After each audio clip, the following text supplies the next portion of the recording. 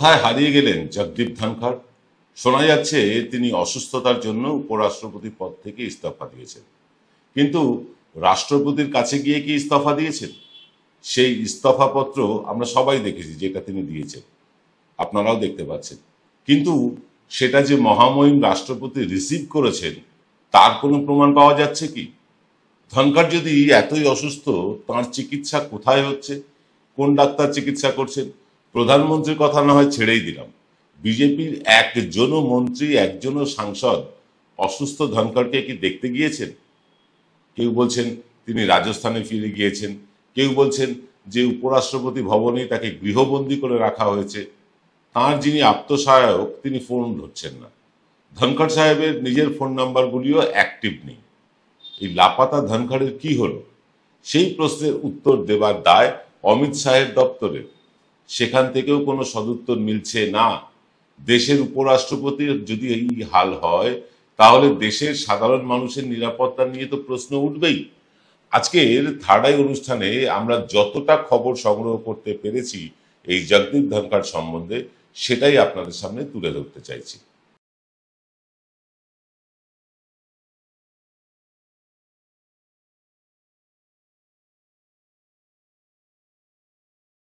নমস্কার, সুপ্রভাত। সোমবার সকালে থার্ড আই অনুষ্ঠানে আপনাদের সকলকে স্বাগত। আমি প্রবীর বিশ্বাস, দেখছেন এনকে ডিজিটাল। গত 21শে জুলাই জগদীপ ধনখড় উপরাষ্ট্রপতি পদ থেকে ইস্তফা দেবার পর বেমালুম অদৃশ্য হয়ে গেলেন। দিল্লির কয়েকজন সাংবাদিক তার ব্যক্তিগত সচিবের সাথে কথা বলে দেখাও করতে চান, কিন্তু তাদের বলা হয় ধনখড় সাহেব অসুস্থ নেই, তিনি সুস্থই আছেন, রাষ্ট্রপতি ভবনেই, উপরাষ্ট্রপতি ভবনেই আছেন, কিন্তু কারোর সাথে দেখা তিনি করছেন না। তারপর থেকে তার সেই ব্যক্তিগত সচিবেরও ফোন আর পাওয়া যাচ্ছে না। আর তাতেই কিন্তু ঘনীভূত হয়ে উঠেছে নানান রহস্য। পশ্চিমবঙ্গের রাজ্যপাল থাকাকালীন এবং উপরাষ্ট্রপতি পদে বসেও তিনি যে লাগাতার নরেন্দ্র মোদী এবং অমিত শাহের নির্লজ্জ চাটুকারিতা যতদিন তিনি করেছেন, ততদিন তিনি কিন্তু সুস্থই ছিলেন। একটু বেসুরো হতেই অসুস্থ হয়ে গেলেন উপরাষ্ট্রপতি, এবং উপরাষ্ট্রপতি পদ থেকে ইস্তফা দিয়ে বেমালুম গায়েব। এটা কিভাবে সম্ভব? সরকারের এমন কি কিছু ঘটনা আছে যা জগদীপ ধনখড় জেনে গিয়েছিলেন, যার ফলে তাকে ইস্তফা দিতে বাধ্য করেছে বিজেপির তরফের কেউ? এই প্রশ্নটাই কিন্তু এবার সর্বত্র ঘুরপাক খাচ্ছে। রাজনীতিতে চিরকাল কারুর ক্ষমতা থাকে না, একরকম যায় না। আজ না হয় কাল, না হয় পরশু সেই ক্ষমতার অবসান হবেই, হয়। কিন্তু ক্ষমতায় থাকাকালীন কেউ বিশ্বাস করতে চান না যে তাদের ক্ষমতাও একদিন চলে যাবে। এটা কেউ বিশ্বাস করতে চান না। মদমত্ত হাতির মতন জগদীপ ধনখড়ও তার ক্ষমতার অপব্যবহার করে গিয়েছেন, প্রথমে পশ্চিমবঙ্গে, তারপর রাজ্যসভার অধ্যক্ষ হয়ে। অর্থাৎ যা খুশি তাই করে গিয়েছেন জগদীপ ধনখড়। আজ লোকচক্ষুর আড়ালে কিভাবে আছেন, কেমন আছেন, তার খোঁজটুকুও কেউ রাখছেন না। যারা একদিন তাকে রাজ্যপাল, উপরাষ্ট্রপতির মতন ক্ষমতার শিখর চূড়ায় বসিয়েছিল, তাদের কেউ খবর রাখছেন না জগদীপ ধনখড় কেমন আছে। পশ্চিমবঙ্গের রাজ্যপাল হিসেবেই হোক বা উপরাষ্ট্রপতি পদেই হোক, ধনখড় কিন্তু চিরকাল প্রাপ্যের চেয়ে একটু বেশি পেতে আগ্রহী ছিলেন।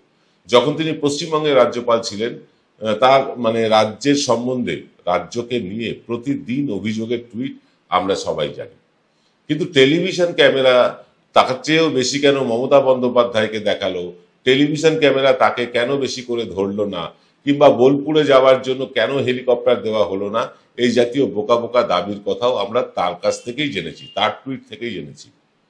এবার যা জানা যাচ্ছে, তাকে কেন বুলেট প্রুফ গাড়ি দেওয়া হবে না, সরকারি দফতরে রাষ্ট্রপতি, প্রধানমন্ত্রীর সাথে উপরাষ্ট্রপতি হিসেবে তার ছবিও কেন টাঙানো হবে না। ভাবুন, ওনার স্ত্রী ব্যক্তিগত বিদেশ সফরে যখন গিয়েছিলেন, তখন এম্বাসির কেউ তার স্ত্রীকে স্বাগত জানাতে কেন আসেননি? এইসব বায়নাক্কার সাথে ধনখড় প্রশ্ন তোলেন, তাকে কেন প্রধানমন্ত্রীর সমতুল্য সম্মান, মর্যাদা এবং সুবিধা প্রদান করা হবে না। রাজ্যসভার অধ্যক্ষ হিসেবে কিংবা পশ্চিমবঙ্গের রাজ্যপাল হিসেবে বিজেপির চাটুকারিতা করতে যতটা নিচে নামা সম্ভব, তার পদকে যতটা, তার পদের গরিমাকে যতটা নিচে নামানো সম্ভব, তার চেয়েও বেশি নিজেকে নামাতে দুবার ভাবেননি জগদীপ ধনখড়। এবং তিনি যতদিন এই চরণ চুম্বন বহাল রেখেছিলেন মোদী সাহেব, ততদিন কিন্তু বিজেপিও তার ওই বাচ্চাদের মতন অন্যায় আবদার সবকিছু মেনে নিয়েছিল। কিন্তু যখনই নিজেকে বিশ্বগুরু সমপর্যায়ে ভাবতে শুরু করলেন, তখনই কষিয়ে লাথিটা খেলেন একেবারে পশ্চাৎ দেশে। নরেন্দ্র মোদী এমন একজন ব্যক্তিত্ব যিনি তার সমতুল কাউকে রাখতেই চান না এবং হতেও দেন না। নতুন সংসদ ভবনের উদ্বোধন হোক কিংবা রাম মন্দিরের উদ্বোধন, খোদ রাষ্ট্রপতিকে না ডাকলেও পদে টিকে থাকতে গেলে সেই অপমানকে মুখ বুজে রাষ্ট্রপতিকেও চুপ করে থাকতে হয়েছে, আমরা দেখেছি। মোদী এখন শুধু প্রধানমন্ত্রী নন এদেশের, তিনি এখন সম্রাট মোদী হয়েছেন। তার উপরে যেই যাবেন মোদী তাকে এভাবেই তাড়াবেন। সেন্স অফ প্রপোর্শন অনুযায়ী একটা অলিখিত রেখা থাকে, সেই রেড লাইন অতিক্রম করা যায় না। জগদীপ ধনখড় সেই রেড লাইনকে অতিক্রম করে গিয়ে সপাটে লাথিটা খেয়ে গেলেন। ভারতের স্বাধীনতার পর কোনো উপরাষ্ট্রপতি এইভাবে অসম্মানিত হয়ে পদত্যাগ করেছেন বলে এখন পর্যন্ত রেকর্ড আমরা খুঁজে পাইনি। অতিরিক্ত উচ্চাভিলাষী হতে গিয়ে কি তার পার পিছলে আলুর দম হলো, নাকি ধনখড়ের কাছে এমন কিছু এসে গিয়েছে যা প্রকাশ্যে এলে যশস্বীজির বিরাট বড় ক্ষতি হয়ে যাবে? তারই একটা তত্ত্ব তালাশ করবো আজকে আমরা, তবে ছোট্ট একটা বিরতির পর। Welcome to the world of civil business. A Bengali business personality and the most successful business group, Roy Construction Group of companies, now coming Sarib, West Bengal. Mr. Anup Roy, the managing director of the Roy Construction Group company, ready to serve his native land, the mother Bengal.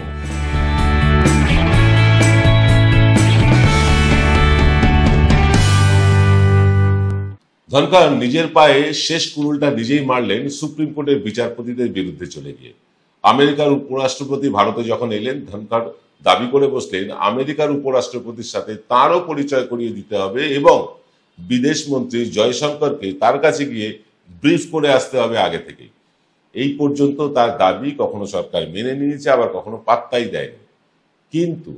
কিন্তু জগদীপ ধনখড় যখন তার নিজের রাজ্য রাজস্থানের হিন্দুত্ববাদী নেতাদের ধরে রাষ্ট্রীয় স্বয়ংসেবক সংঘের কাছাকাছি পৌঁছতে চেষ্টা করলেন, তখনই কিন্তু প্রমাদ গুনলেন বিজেপির নেতৃত্ব।